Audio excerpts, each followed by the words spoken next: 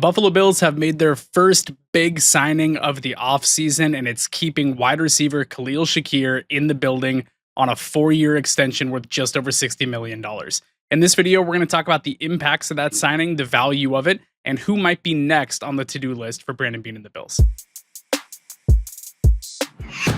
What's up, everybody? It is Jon Helmkamp with A to Z Buffalo. So this is the NFL Combine week taking place down in Indy.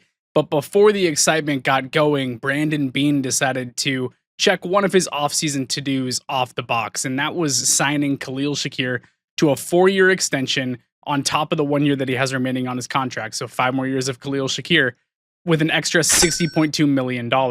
Just over $32 million of that is guaranteed at signing. So a big chunk of that is coming up front in what we're expecting to be a signing bonus. I haven't seen an official report on that yet.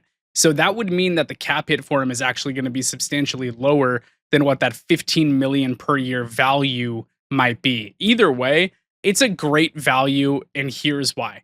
The contract makes him the 22nd highest paid wide receiver in the league. This is for a wide receiver that was second in the league in total yards after the catch behind only Jamar Chase and had the 4th highest reception percentage in the league. He's an incredibly reliable wide receiver. When Josh Allen looks his way, most of the time, it's a catch. You can count on him.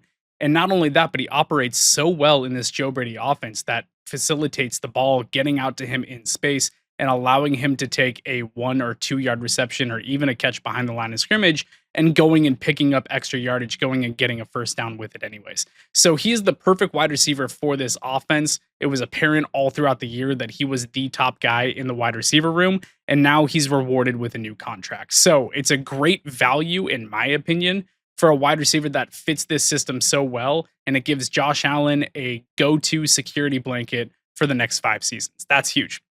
So let's talk about what this means in terms of financial plans for the Bills throughout this offseason. The 2026 free agency class for the Bills is a loaded one. It includes Terrell Bernard, Christian Benford, Greg Rousseau, and James Cook. Those 4 are the players left that are the big names to get done if it's going to happen for the 2026 free agency class. So who's going to take precedent there? Christian Benford has emerged into being the team's top corner. Terrell Bernard has emerged into being a leader and a captain and the go-to middle linebacker for this defense. Greg Rousseau dripping with upside as a pass rusher that hasn't quite realized all of it yet, but the traits are there. And then James Cook, who emerged into being one of the best running backs in the entire NFL this last season and who has already made his desires known for a $15 million per year contract, ironically the value that Khalil Shakir just signed. So where does Brandon Beane go from here? In my opinion, the next one to get done is probably going to be Christian Benford, because I think having that lockdown corner is very important. I think after that, it probably goes to James Cook. I do think that he gets paid. I don't think it's going to be at the $15 million a year mark that he wants, but I think that if they can get him between $10 to $12 million per year, that's a contract that I can live with, especially for a running back that is so vital to the importance of this offense. In my opinion, Greg Rousseau right now is the one that is the furthest away from getting that contract extension. It's now been multiple years in a row where in the biggest spots, he has failed to show up and make a notable impact as a pass rusher.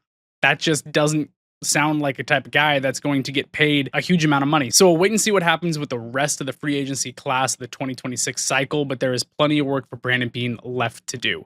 Let me know your thoughts on the Khalil Shakir extension and who gets signed next in the comments down below, and I'll catch you guys next time.